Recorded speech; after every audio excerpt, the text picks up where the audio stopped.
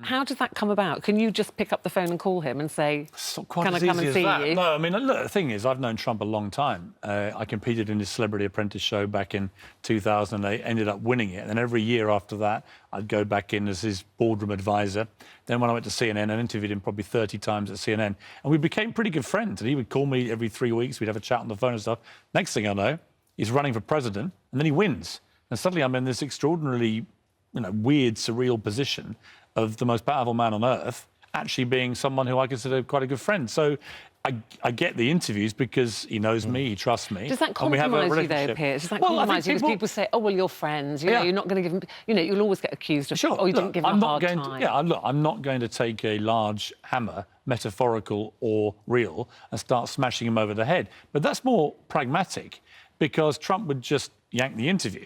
I mean, he's surrounded by 4 or 5 of his people, and if it goes too hostile, bang, gone. So you have to make a choice as a journalist. Do you want to sit in front of the most powerful man in the world for a minute and get your viral moment on the internet, as all these clever dick journalists seem to think they would do themselves?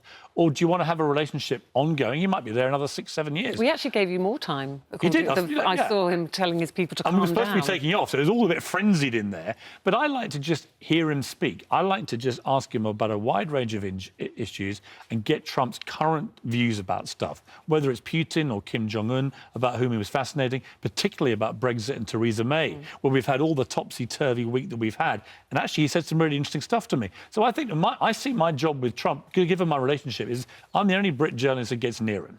And I think I see it as an information-gathering exercise more than a clubbing over the head exercise. I know some people would like me to do that, but that'll be the last time I'd ever get near him. So I think we got a lot of good, interesting material out of him.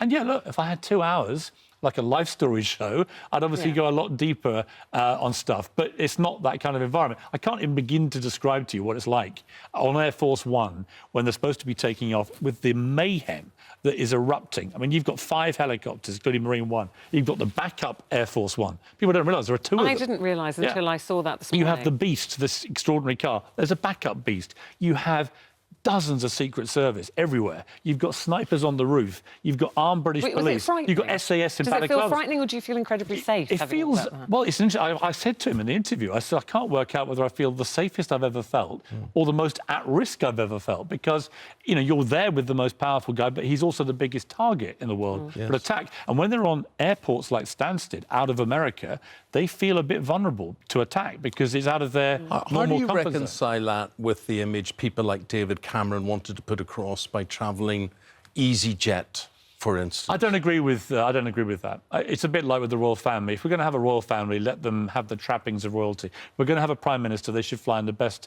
available vehicles and be protected by the biggest machinery we can give them, because they're very important people. And the President of the United States, as I discovered there, when you're in that cauldron, you feel like you're in the most powerful place on earth because he's there. And the moment that plane took off, I could almost feel the power sucking away from me. I was back to being Joe Ordinary. But for half an hour, I was in there in the Situation Room. And, it's the same one that's been there since George Herbert Walker Bush, the first one, the dad. And so it's been there a long time, many presidents. It was the one when George W. Bush, his son, after 9/11, if you remember, was raced up into the sky on Air Force One to 45,000 feet. Then it came under a threat that they were going to take down Air Force One. And the pilot had to call in F-16s and then go off around the world trying to get away from what they thought was a threat.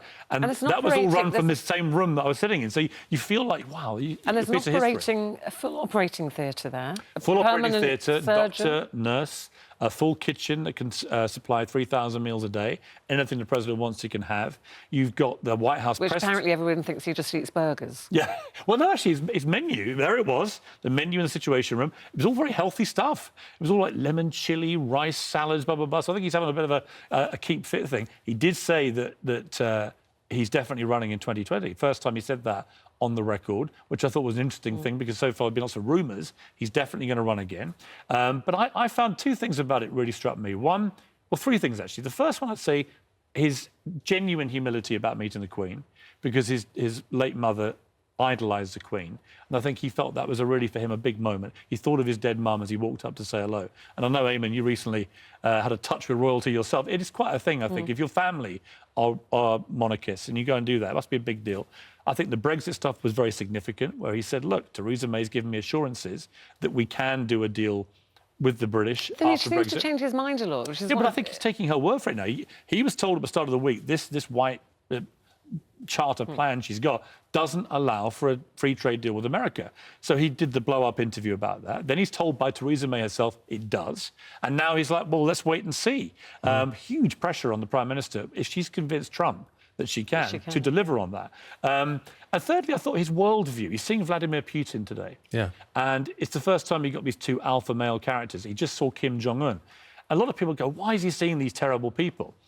He said to me an interesting thing. He said, look, people thought when I came to power that there'd be an immediate war. I'll just go around starting wars. Actually, I'm doing the opposite.